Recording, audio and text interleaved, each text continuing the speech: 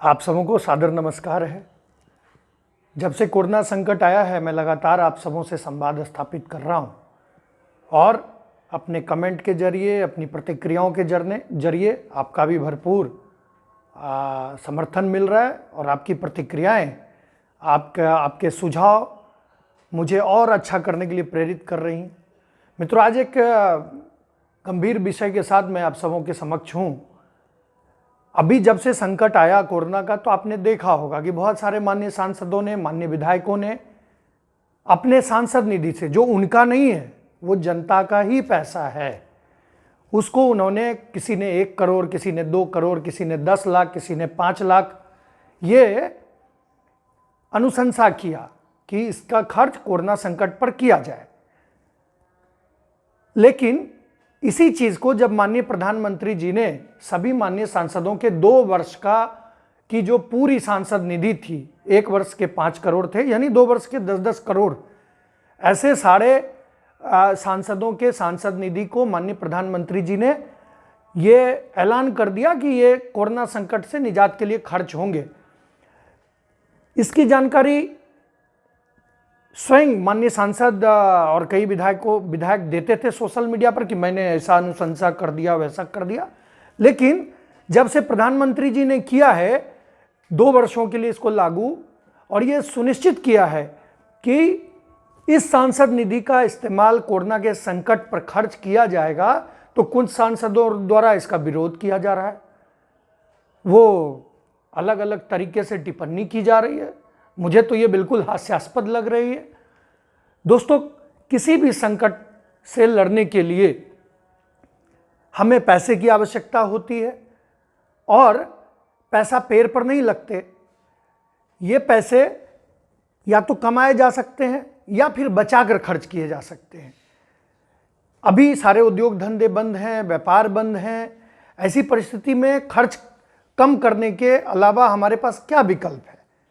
तो सांसद निधि में दिया जाने वाला पैसा भी देश के लोगों का ही पैसा है और कई सांसद तो इसे पूरी तरह खर्च भी नहीं कर पाते थे। वो पैसे जमा करके रखते थे 4 वर्ष का कि हम 5वें साल में खर्च करेंगे, चुनाव जब आएगा तो खर्च करेंगे। ऐसा कई विधायक भी करते हैं। अभी हमारी संसद में 545 लोकसभा के, तो वहीं 245 राज्यसभा के सांसद हैं। यानी हम लोग देखें, ये आंकड़े कुल मिलाकर 790 सांसद हैं। तो 10-10 करोड़ यदि जोड़ दें तो 7,900 करोड़ रुपए होते हैं, जो एक बड़ी राशि है।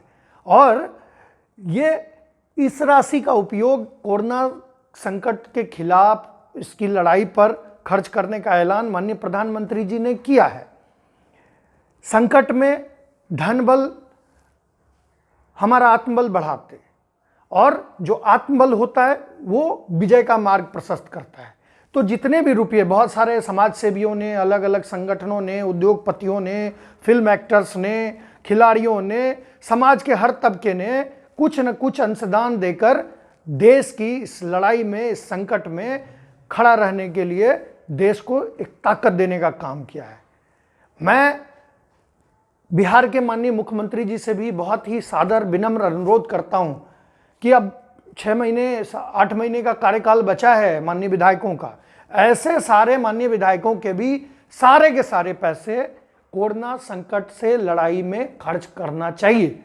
ये मेरा सुझाव है और शायद ये आप लोगों का भी सुझाव होगा। मेरे सुझाव से आप सभी भी इत्तेफाक रखते होंगे। बहुत सारे माननीय विधायक तो खर्च ही नहीं कर पाते, पैसे को जमा करके रखते हैं कि हम खर्च करेंगे समय जब आएगा तो।